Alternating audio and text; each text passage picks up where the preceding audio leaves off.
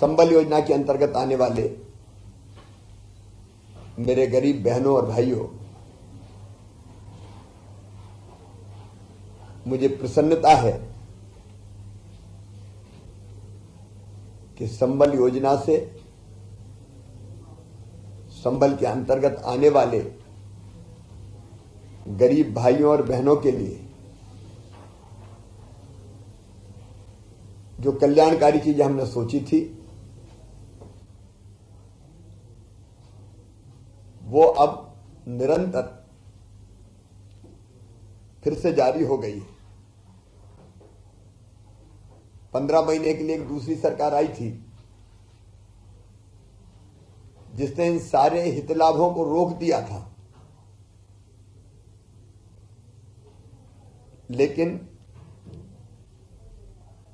फिर से सत्ता में आने के बाद संबल योजना के अंतर्गत हितग्राहियों के खाते में अलग अलग कंपोनेंट के पैसे अब जा रहे हैं।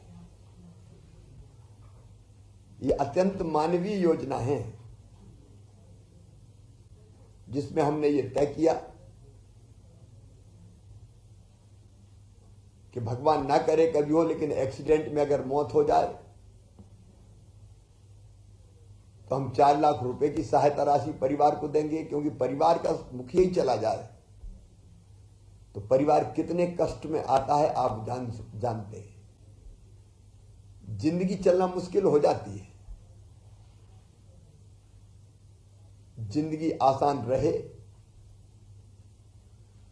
और परिवार के रोजगार की गाड़ी, आजीविका की गाड़ी चलती रहे, इसलिए संबल में ये 4 लाख रुपए की राशि देने का हमने फैसला किया। सामान्य मृत्यु पर 2 लाख रुपए की राशि देते हैं और अंतिम संस्कार के लिए कफन के, चिता के इंतजाम के लिए भी 5,000 रुपए की राशि गरीब बहनों और भाइयों को दी जाती है। आज सामान्य मृत्यु के 6,900 हितग्राहियों के खाते में अनुग्रह सहायता की ये राशि डाली गई है, जो 2 लाख रुपया प्रति व्यक्ति है। और दुर्भाग्यपूर्ण दुर्घटना में 800 लोगों की, मेरे बहनों भाइयों की जान गई। उनके खाते में प्रति व्यक्ति 4 लाख रुपया हमने संबल योजना के अंतर्गत डाले हैं। कुल 7,700 ऐसे पीड़ित भाइयों और बहनों के खाते में हमने 170 करोड़ रुपए की राशि डाली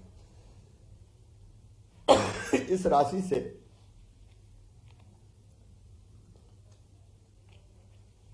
निश्चित तौर पर अपने परिवार को ठीक ढंग से चलाने में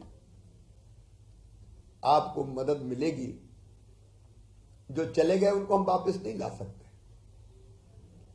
लेकिन उनके चले जाने के बाद जो बेसहारा हो गए उनको तो सहारा मामा दे सकता है, भारतीय जनता पार्टी की सरकार दे सकती है।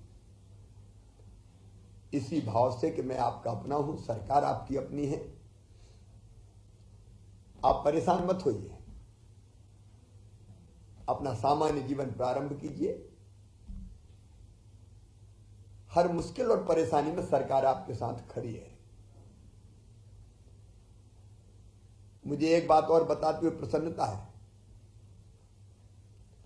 कि कई बहनों और भाइयों ने मुझे कहा था कि एक छोटे से घर में, ग्रामीण क्षेत्र में कई परिवार रहते हैं।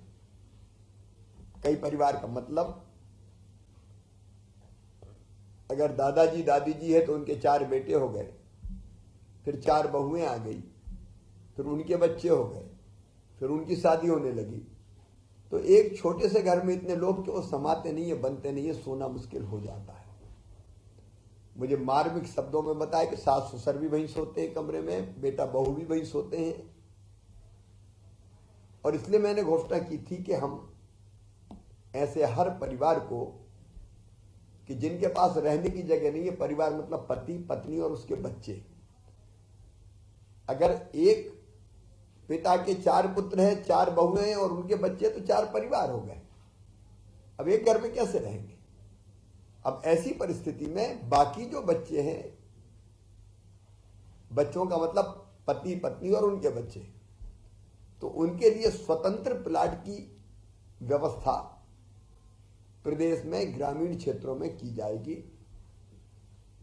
मुख्यमंत्री आवासीय भू अधिकार योजना, इसके निर्देश जारी हो गए